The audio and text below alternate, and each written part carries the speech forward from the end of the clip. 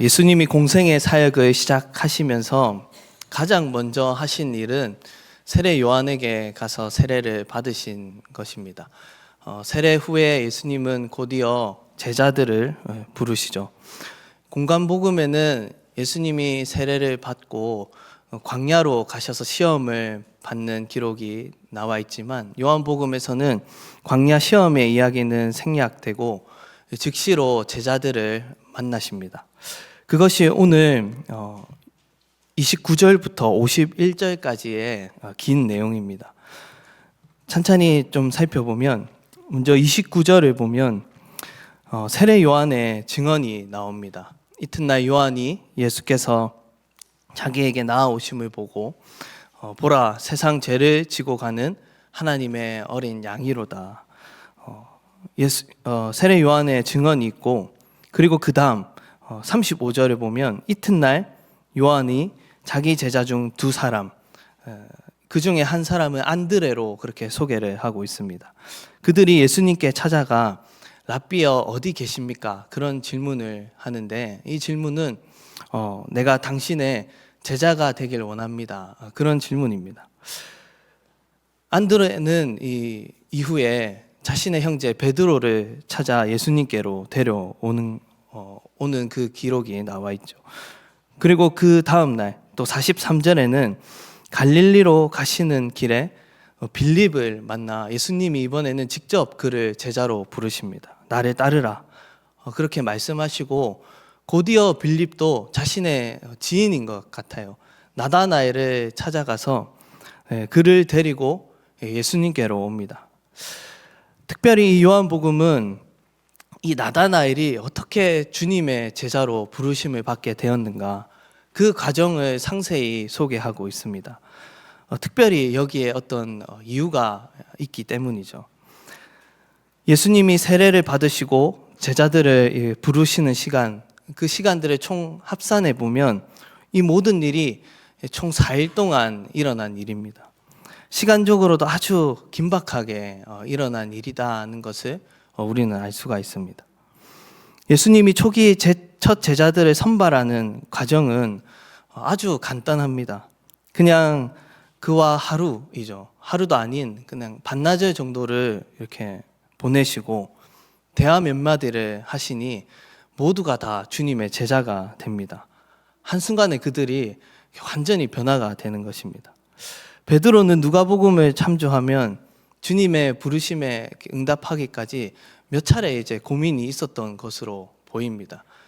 먼저 예수님이 그의 장모를 열병에서 고쳐주시고 이후에는 갈릴리 바다에서 이 만선의 기적을 경험하게 하십니다. 그때 이제 베드로가 주님의 앞에 고백을 하게 되는 것이죠.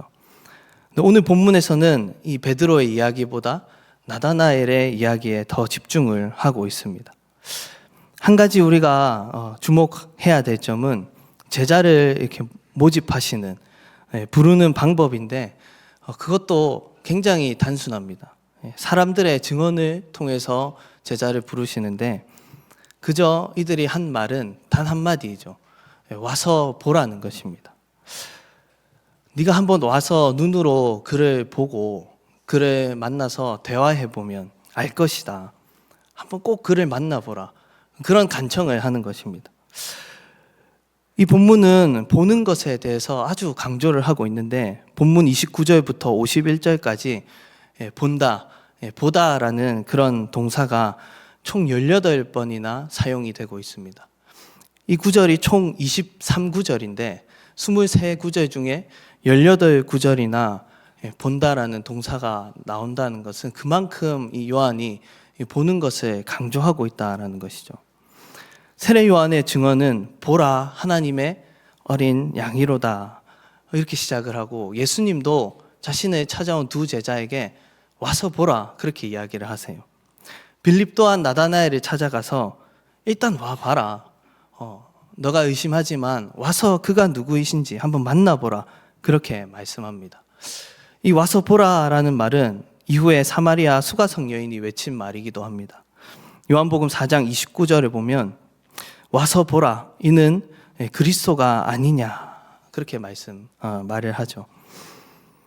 그런데 여기 본문에 보다라고 번역된 이 헬라어 동사가 우리 말로는 모두 이제 본다, 그냥 보다 이렇게 번역이 되었지만 실제 이 성경에서 사용된 헬라어 보다라는 동사는 총 4가지의 동사가 있습니다. 그리고 그 4개의 동사가 오늘 이 본문 안에 다 사용이 되고 있습니다. 그리고 그 동사들의 의미상의 차이들이 조금씩 있습니다. 헬라어로 이 보다라는 동사는 말해도 우리가 잘 모르지만 블레포, 에이돈, 옵타노마이, 호라오 이런 단어들을 사용을 하고 있는데 나머지 이 동사들은 일반적으로 그냥 사물을 볼 때 또는 좀 더 깊이 있게 주목할 때 그런 의미로 사용이 되는데 이 중에 특별히 호라오라는 동사가 있습니다. 이 동사는 좀 깊은 의미를 담고 있습니다. 어떤 영적인 의미를 포함하고 있는데 이 단어는 보이다, 나타나다, 그리고 그 중심을 깨닫게 되다, 본질을 깨뚫다 이런 의미를 담고 있고 특별히 성경에서 영적인 지각을 얻고 깨달을 때 본문에서는 예수님이 보라 하실 때와 그리고 특별히 50절과 51절에서 이보다 더 큰 일을 보리라 그렇게 말씀하실 때는 특별히 이 호라오라는 동사가 사용이 되었어요. 이것은 단순히 우리가 육신의 눈으로 무언가를 쳐다보는 것을 의미하지 않습니다. 그 이상의 것을 보게 되고 거기 너머에 있는 것이 나타나게 될 것이다 하는 어떤 영적 시각의 의미를 포함하고 있는 단어입니다. 이런 관점에서 우리가 이 본문을 살펴보면 재미가 있습니다. 여기에는 인간이 처음에는 육체적인 시각으로 예수라는 그 사람을 이렇게 인식하고 보다가 예수님과의 대화 속에서 그 인식이 영적인 시각으로 바뀌고 영적인 눈이 열려서 그를 정확하게 바라보게 되는 그 변화의 관점이 나타나고 있습니다. 여기서 우리가 잠시 생각을 해보면 성도는 어떤 시야가 열린 자들입니까? 그냥 세상 사람들이 이야기하듯이 일반적인 관점으로 예수님을 생각하고 그렇게 보는 자들이 아니죠. 영적인 의미, 어떤 심오한 의미, 하나님 나라에 숨겨진 비밀을 우리는 본 자들입니다. 하나님의 은혜로 성도에게 열어주신 그 세계는 그 내면에 있는 영적인 세계, 그 비밀과 의미를 깨닫고 보게 되는 것이죠. 성도들은 다 그 눈을 뜬 자들입니다. 육신의 눈으로 예수님을 바라보는 그런 사람들과는 달리 그들은 결코 예수님을 믿는 그 믿음에 이를 수 없지만 하나님의 택함을 받은 그의 자녀들은 영적 세계가 열리는 그 비밀의 은혜를 받은 자들입니다. 그것을 깨닫게 되고 베드로는 이렇게 얘기했어요. 너희가 예수를 보지 못하였으나 그를 사랑하는도다. 이처럼 믿음을 넘어서 예수님을 사랑하는 것까지 이르게 되는 그런 영적인 어떤 변화를 경험한 그런 시야를 소유한 자들입니다. 여기 모인 우리 모두가 그런 비밀을 소유한 자들일 것입니다. 그 세계가 계속해서 우리에게 열려지고 있을 것입니다. 그것이 오늘 본문에서 예수님의 제자들, 특별히 나다나엘에게 나타나는 변화의 과정입니다. 예수님과 한나절 거한 안드레는 그와의 대화 중에 확신을 하게 됩니다. 이가 우리가 기다려온 메시아, 하나님이 보내실 그 그리스도이다. 그렇게 확신을 하고 베드로에게 찾아가서 예수님께로 데려오게 되죠. 그 다음 날 이 빌립도 예수님과 하루도 채 안 되는 그 만남 속에서 어떤 변화를 경험하고 확신을 합니다. 그 대화 속에서 어떤 분명한 깨달음을 얻고 나다나엘을 찾아갑니다. 그리고 모세가 율법에 기록하였고 여러 선지자가 기록한 그 일을 우리가 만났다. 그가 요셉의 아들 나사렛 예수다. 이 눈이 열려서 정말 확신에 찬 그런 분명한 메시지를 전합니다. 어떻게 이들이 예수님과 그 단 하루도 되지 않는 시각에 이렇게 변하고 이처럼 확신을 할 수 있게 되었을까요?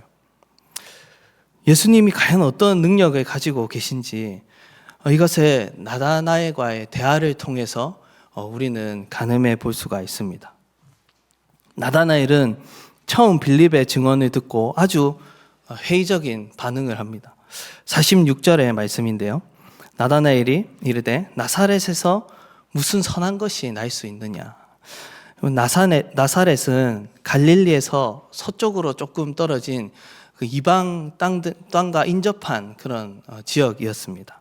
추정하기를 당시에 이 나사렛 마을의 인구가 채 200~300명이 되지 않았을 것이다. 그렇게 이야기를 합니다. 너무 시골에 변방에 있고 또 당시 유대인들은 메시아는 광야에서 올 것이다.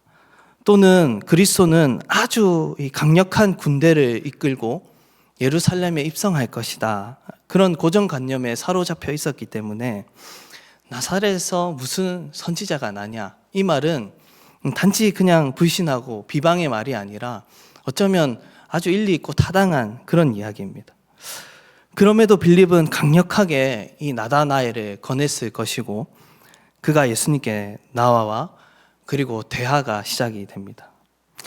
먼저 예수님은 나다나엘을 가리켜 이렇게 말씀하십니다. 47절을 보면 보라 이는 참으로 이스라엘 사람이라 그 속에 간사한 것이 없도다. 이게 무슨 말일까요? 그가 참 이스라엘 사람이다. 그 속에 간사한 것이 없다. 이 말은 나다나엘의 이 성품과 그리고 그의 믿음에 대해서 알 수 있게 하는 대목입니다. 그가 참 이스라엘이다 하는 말은 그가 율법에 대해서 잘 알고 있고 그리고 율법을 사랑하는 자이다라는 것을 암시합니다. 그리고 그 속에 간사함이 없다라는 말은 그의 성품과 인격이 거짓되거나 그리고 탐욕에 사로잡혔거나 당시 부패한 여러 유대 지도자들과 같지 않다라는 것을 의미합니다.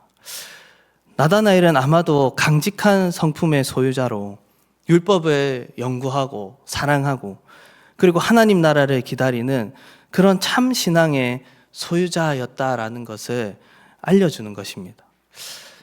나다나엘은 첫 번째로 여기서 놀랐던 것 같습니다.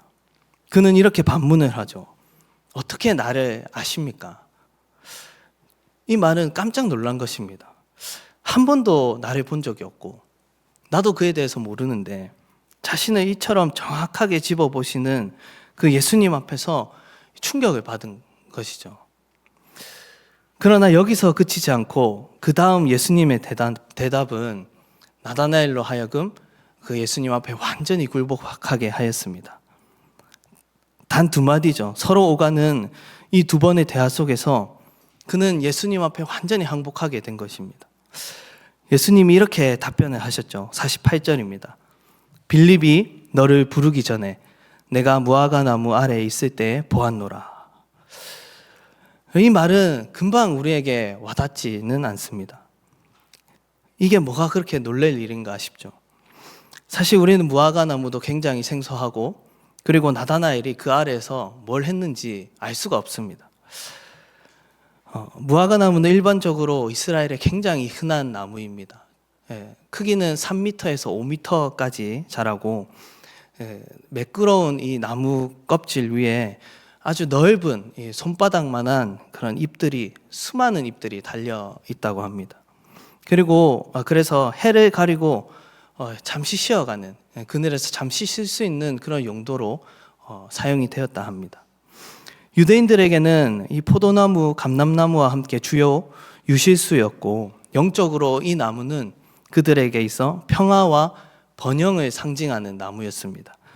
열왕기상 4장 25절을 보면 솔로몬이 사는 동안 유다와 이스라엘이 단에서부터 브에세바에 이르기까지 각기 포도나무 아래와 무화과 나무 아래에서 평안히 살았더라. 그렇게 기록을 하고 있어요. 그래서 유대인들은 특히 이 유대의 랍비들은 이 나무를 아주 하나님의 은혜의 상징으로 여기기 때문에 주로 이 무화과 나무 아래에서 하나님의 율법을 연구하고 또 가르치기도 하고 또 기도를 하며 하나님을 찾고 구하였던 그런 경건의 장소의 상징이 바로 이 무화과 나무입니다. 예수님이 나다나엘에게 무화과 나무 아래 있을 때 내가 보았노라 하신 것은 나다나엘이 거기서 하나님의 율법을 연구하고 또 기도하고 경건의 시간을 가졌던 그런 장소였을 것이고, 특별히 그는 참 이스라엘인이라 할 만큼 하나님 나라를 기다리고 늘 경건한 삶을 살았던 자로 보입니다. 네가 무화과 나무 아래 있을 때, 여기서 있을 때라고 번역된 이 말은 현재 분사 시제입니다. 단회적인 사건을 의미하는 것이 아니라 그가 지속적으로 이 나무 아래에 머물렀다라는 것도 암시하고 있습니다. 만약에 나다나엘이 거기서 낮잠을 자거나 그리고 빵을 먹고 있었다, 그렇다면 이게 그렇게 놀랄 일은 아니죠. 어떻게 그걸 봤지? 정말 걸렸네. 이 정도로 생각했을 것입니다. 그 정도의 일이라면 바로 그 다음 구절이죠. 당신은 하나님이십니다. 우리의 왕이십니다. 그런 고백이 나올 수 있겠습니까? 저의 생각에는 아마도 예수님 보신 것은 나다나엘이 경험한 어떤 영적 체험도 포함되지 않을까 합니다. 정확히 알 수 없지만 그는 무화과 나무 아래에서 어떤 특별한 영적 체험, 하나님의 은혜를 받고 말씀을 깨달았거나 기도가 응답됨을 보았거나 또 하나님의 환상과 꿈을 경험하였거나 하나님 주시는 어떤 신비한 체험을 했을 것으로 생각합니다. 그리고 이것은 아무도 모르는 오직 하나님과 그만 알고 있는 일이었을 것입니다. 이 비밀스러운 일을 예수님이 말씀하시자 그는 여기서 어떤 예수님의 신적 권능, 거기에 압도당함을 경험하게 된 것이죠. 그래서 나다나엘이 곧이어 49절에 랍비여 당신은 하나님의 아들이시오 당신은 이스라엘의 임금이로소이다 그렇게 고백합니다. 베드로가 경험했던 것처럼 또 수가성 여인이 경험했던 것처럼 예수님을 이제 그 영적인 눈으로 보게 되고 그 눈이 띄어져서 아까 호라오라고 했죠. 그가 누구이신지 이제 정확하게 직시를 하게 된 것입니다. 요한복음 2장 25절에서는 이렇게 이야기합니다. 또 사람에 대하여 누구의 증언도 받으실 필요가 없었으니 이는 그가 친히 사람의 속에 있는 것을 아셨음이니라. 예수님은 사람의 속에 있는 것을 아신다라고 합니다. 그가 사람을 보실 때 그의 어떤 겉모습만을 보시고 누군가의 설명을 통해서 그를 알아가시는 것이 아니라 그 사람의 이야기, 그 사람의 배경, 누군가의 설명을 듣지 않아도 그 사람의 인생과 살아온 일들, 그리고 그 사람의 어떤 깊은 내면과 영혼뿐만 아니라 살아오면서 그가 겪은 모든 일, 고민과 아픔과 상처와 갈등, 모든 것을 예수님은 보시면 아시는 것이죠. 이것이 그의 신적인 초월성입니다. 신적 권능입니다. 예수님은 오늘도 우리가 우리 자신에 대해, 우리 스스로가 내 자신에 대해서 아는 것보다 우리의 더 깊은 내면을 알고 계시고 우리도 모르는 그 나 자신의 숨겨진 영역이죠. 무의식이나 또 상처나 또 앞으로 다가올 미래의 일들까지 그것을 모두 예수님은 알고 계신다라는 것입니다. 나다나엘이 했던 질문, 어떻게 나를 아십니까? 이것을 좀 더 부연 설명하면 어떻게 내 인생을 아십니까? 내가 살아온 삶을 어떻게 그렇게 잘 알고 계십니까? 나는 당신을 알지 못했고 또 당신의 존재도 몰랐던 그런 시절이 있었는데 당신은 이미 그때도 내 인생을 다 알고 계시고 지금 나를 이렇게 부르십니까? 그런 질문일 것입니다. 우리가 예수님을 인격적으로 만났을 때 그리고 그 이후로도 우리는 지속적으로 우리를 이렇게 아시는 주님을 만나고 있습니다. 그러한 인격적인 교제가 바로 우리의 신앙생활인 것이죠. 또한 주님이 아시는 자리가 어디입니까? 우리가 기도하고 있는 자리입니다. 우리가 주님을 위해 헌신하며 또 주님의 말씀을 지키고 있는 자리입니다. 하나님 말씀을 사랑하여서 그 말씀을 읽고 기뻐하고 찬양하는 그런 자리입니다. 하나님 나라를 이 세상의 나라보다 그 무엇보다 더 사모하여서 그 자리를 지키고 있는 그 마음을 주님이 보신다라는 것이죠. 내가 무화과 나무 아래 있을 때 보았다. 우리들에게는 내가 기도할 때 내가 보았다. 내가 묵상하고 있는 그 자리를 내가 기뻐한다. 내가 지키고 있는 그 헌신의 자리를 내가 감사한다. 주님이 그렇게 고백하실 줄을 믿습니다. 나다나엘은 그런 주님의 능력을 보고 이 단 두 마디, 이 두 마디에 완전히 주께 굴복하게 되었습니다. 제자들이 다 그런 과정을 거친 것이죠. 주님을 가까이서 1대1로 인격적으로 만나서 버틸 자가 아무도 없습니다. 완전히 주님께 굴복을 하게 되는 것이죠. 힐송의 찬양 중에 I surrender라는 찬양이 있습니다. 내가 항복합니다. 그런 찬양인데요. 가사를 보면 주님, 제가 다시 무릎 꿇고 여기 있습니다. 모든 것을 내려놓고 여기서 저를 만나소서. 주님, 당신께 가까이 저를 이끄소서. 당신을 간절히 원합니다. 제가 굴복합니다. 이런 가사입니다. 우리의 삶은 날마다 그 주님께 이런 고백으로 나아가고 있을까요? 그렇게 주님을 찾고 주님께 드려지고 있습니까?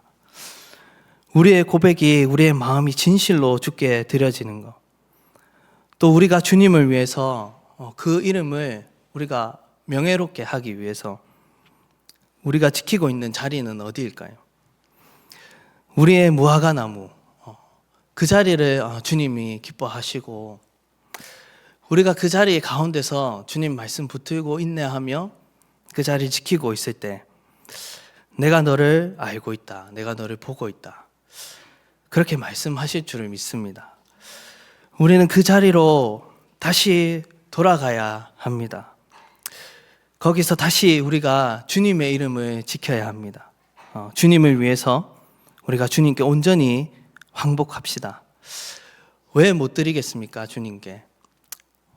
혹시나 아직도 우리가 자신의 권리를 그렇게 주 앞에 주장하고 있지는 않을까요? 주님이 오늘 우리를 만나셔서 우리가 온전히 굴복하도록, 그에게 온전히 항복하고 내 뜻을 다 버리고 내려놓고 두 손 들고 내가 주님께 나아가길 원합니다. 우리가 주님께 항복하는 것은 마치 이 모세가 두 손을 들고 기도하듯 하나님의 온전한 통치와 역사가 시작되는 그런 때입니다. 때론 이 결단이 참 어렵고 힘들지만 주님께 항복하는 것은 두려운 일이 아닙니다. 그것은 이 세상에서 가장 행복한 복종이고 가장 기쁜 그런 자유를 얻는 그런 굴복인 것입니다. 나다나엘은 그 주님 앞에 이제 완전히 항복했죠. 내가 항복합니다 라고 그렇게 외치고 그에게 주권을 완전히 고백합니다. 그러나 여기서 끝이 아닙니다. 그에게 이제 어떤 일이 일어납니까? 주님 오늘 50절과 51절에서 이렇게 말씀하십니다. 같이 읽어봅시다. 내가 너를 무화과 나무 아래에서 보았다 함으로 믿느냐? 이보다 더 큰 일을 보리라. 또 이르시되 진실로 진실로 너희에게 이르노니 하늘이 열리고 하나님의 사자들이 인자 위에 오르락 내리락 하는 것을 보리라 하시니라. 아멘. 너를 무화과 나무 아래에서 보았다 함으로 믿느냐? 이보다 더 큰 일을 보리라. 주님이 강조하시면서 진실로 진실로 너에게 이르노니 하늘이 열리고 하나님의 사자들이 인자 위에 오르내리는 것을 보리라. 이게 무슨 말일까요? 이것은 창세기 28장에서 야곱이 베델에서 본 그 꿈을 예수님이 인용하신 것입니다. 야곱이 집을 떠나 하란으로 향하다가 이 어느 지점 베델이라는 곳에 이르러 돌베개를 베고 누워 잘 때 꿈을 꾸죠. 하늘이 열리고 하늘에 연결된 그 사닥다리 위에 천사들이 그 오르내리는 것을 봅니다. 그리고 과연 하나님이 여기 계셨거늘 내가 몰랐도다 하며 그곳을 하나님의 집이라 그렇게 칭하죠. 예수님이 이 사건을 자신에게 인용하면서 구약의 이스라엘이라는 이 언약 백성이 야곱을 통해서 시작되지 않습니까? 그 아브라함에게 약속한 그 일이 야곱의 아들들을 통해서 이 자손이 시작됩니다. 하나님이 그 씨와 언약을 맺으시고 그들에게 약속하셨습니다. 모든 하나님의 은혜와 사랑과 또 내가 그들의 아버지가 되어서 모든 영적인 복, 또 물질적인 복, 그 모든 축복들이 야곱에게, 그 야곱의 자손들에게 부어질 것이다. 이 일이 그 야곱의 꿈을 통해 야곱에게서 시작되었듯이 이제는 누구를 통해서 시작됩니까? 예수님을 통하여서, 나를 통하여 먼저는 하늘이 열리고, 그죠? 닫혔던 그 하늘의 문이 열리게 되고, 이제는 그 야곱의 세대가 아니라 예수 그리스도를 통하여 하나님의 모든 영적 보화와 그 은혜와 진리, 그 나라가 예수님을 통하여 탄생하는 그 영적인 이스라엘, 하나님 나라와 그 자녀들의 세대가 이제부터 예수님을 통하여 시작될 것이다 하는 점을 말씀하는 것입니다. 이보다 더 큰 일을 보리라 하신 것, 내가 보게 되리라 하신 것이죠. 그 위대한 나라, 하나님 나라가 주님을 통해서 오고 천국이 이 땅에 임하는 것을 보게 될 것이다. 그것이 하나님 나라의 도래이죠. 이 땅에 임하신 임마누엘 하나님의 임재, 그 하나님의 큰 일을 예수님이 말씀하신 것입니다. 그 비밀은 우리 모두에게 허락된 하나님 나라입니다. 성령이 우리에게 오시고 이 땅에 하나님 나라가 임하여 우리는 지금도 예수 안에서 이미 그 나라를 살아가는 자들입니다. 하나님 나라는 결코 우리에게 온다라고 했지 우리가 들어가는 나라가 아니죠. 천국이 가까이 왔다 그렇게 말씀하셨습니다.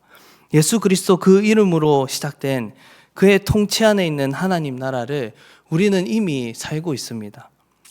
그러나 아직 완성은 아닙니다.